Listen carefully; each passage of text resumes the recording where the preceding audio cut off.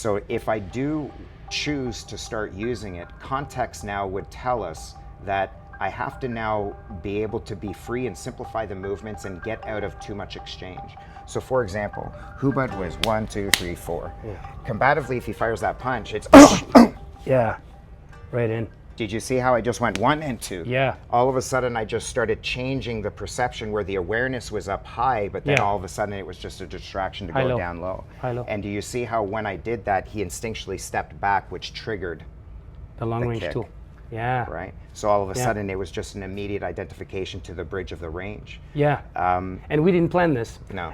So this is where. So I've done some work with Steven. I'm back here because I'm fascinated with. Okay, my goal is I want to be a jazz musician in martial arts. You know, I want to be able to traverse all these ranges and utilize all these tools that I've studied all these decades, and be able to use it flawlessly. And I'm telling you, like when I see coaches like you, this is where I see this jazz type of fluidity, right? So I guess my question is now, how did you know just to kind of zone in and get that distance? It was spatial awareness, a new attribute. Right.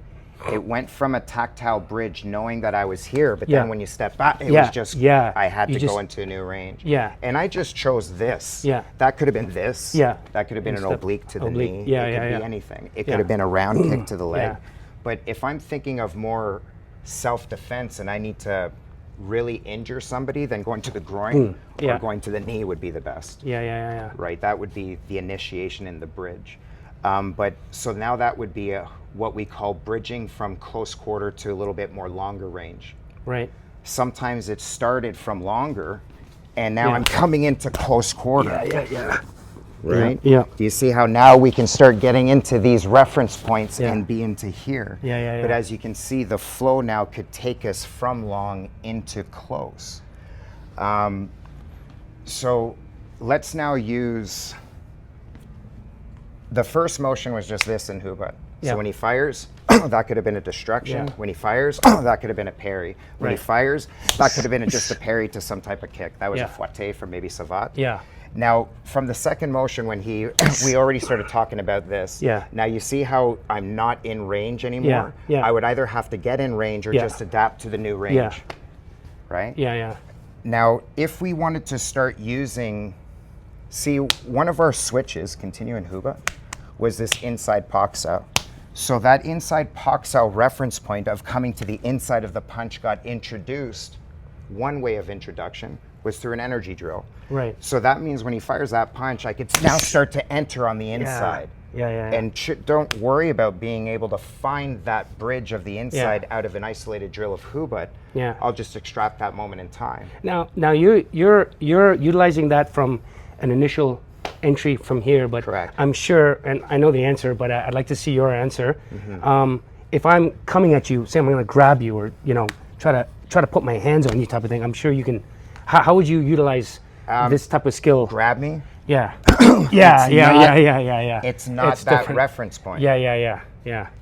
So adaptability means understanding where you are and what's going on. Yeah. And simplicity with a lot of that. Why is center line such a taught concept in a lot of different combative systems? That's right. I've been introduced to center line in Wing Chun, Kali, boxing, right, kickboxing, wrestling. Wrestling center line. Yes. Interesting. Because I can either shoot in on you on the center line, or I can go offline and shoot offline. That's right. I'm going off center. Interesting. So you see center and weaponry. Yes. Think kendo. Yes. Fencing. Yes. Yeah. So center line theory is a theory that exists in so many different combative concepts. Hence the pun. But it's found in so many different combative systems. Right. And so as a result, if I can start seeking the idea of understanding center line, why is center line so significant now from an empty hand perspective? Why? Well, I think all your vitals are along that line. See you have the eyes, the nose, the knockout, the throat. Yeah. You have the sternum. Yeah. You have the groin. And if he's in a stance, you have your knees. The knee. Yeah, you're right. So you see there's a lot of vital hanging on down there. Yeah, that's right. Hence why Wing Chun started to say protect your center line. Yeah. So it goes around, and then I can try to occupy rather than or occupy it yourself. Yeah, so yeah. as you can see, when he mentioned, what are you going to do here? All I seen was a wide open center line. Exactly. That's it. Yeah, I don't care about the trapping at that moment in time. No. Remember, trapping by definition is temporary or long-term immobilizations of limbs or body. Yeah. So right now we were kind of talking about hand trapping and clearing. If I get to here, this is a head trap. Yep. If we get into, this is a form of trap. Yeah, get a double underhook. That's a form of trapping the body. Yeah. If we're down on the ground and we're in cross-body positions, mounts, but you're being pinned, those are trapping Those are traps bodies. too. Yeah. When I go for an arm bar, I'm trapping an arm and I'm creating a leverage to break it. Yeah. So we're talking about hand trapping, but sometimes the response to the situation is not trapping. Right. Sometimes just hit. Yeah.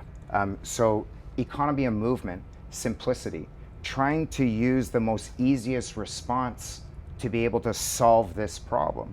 And that's why JKD trains in so many different areas, because sometimes the answer is a grappling response. Sometimes it is just a get out of the way response. Sometimes you got to fight out long. Sometimes you got to fight in close.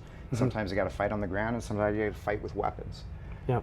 But no matter where the fight goes, we're always seeking the simplistic right answer, not, oh, I'm in close quarter and I'm in trapping range, let's continue to trap. So, can you demonstrate some of the adaptability from Hubud? So how would you flow into other things from there? When we were here and then you shot down, all I did was, because, see, what's open right now? My head? The center line. Yeah, center line, yeah. The center line. Yeah. So center line theory again. I'm going to try to go to the vitals. When he shot down, I could have thought of doing this. Yeah. And starts to go for the single. You see how the underhooks start to counter his single. Yeah. I could have responded with a wrestling stimuli. Yeah. But as you can see, I'm not solving the problem of stopping him.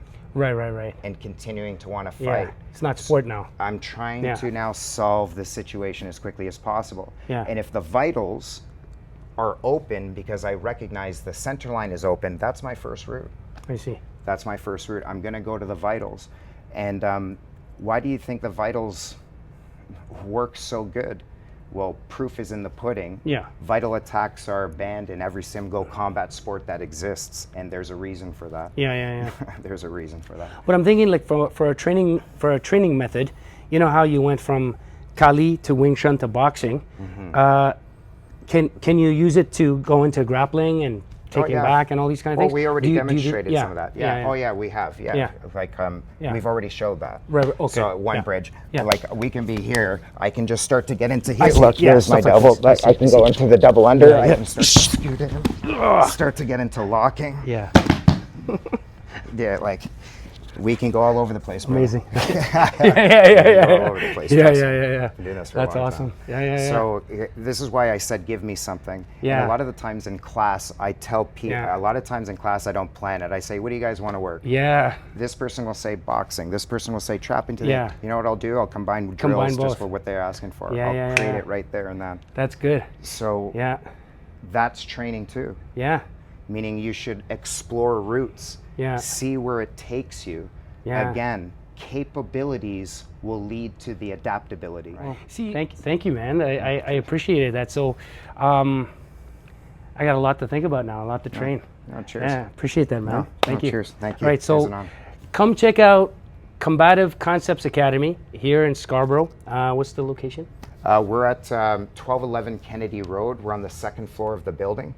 Come by anytime. We are offering a free week of unlimited training. Oh, very good. So in addition to the JKD training, we also have Filipino martial arts and weapons training isolated. We also have boxing. We also have a kickboxing program.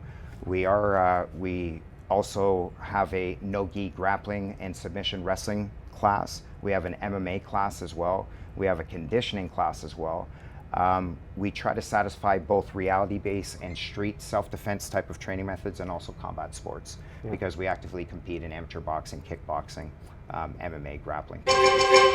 And also, Steve runs monthly workshops as well on various tactical ideas and techniques and things. And yeah, that's how I got here. So yeah, No, cheers. check I it out. appreciate it. All right. No, it's a great Thanks, brother. honor. All It was right. a pleasure.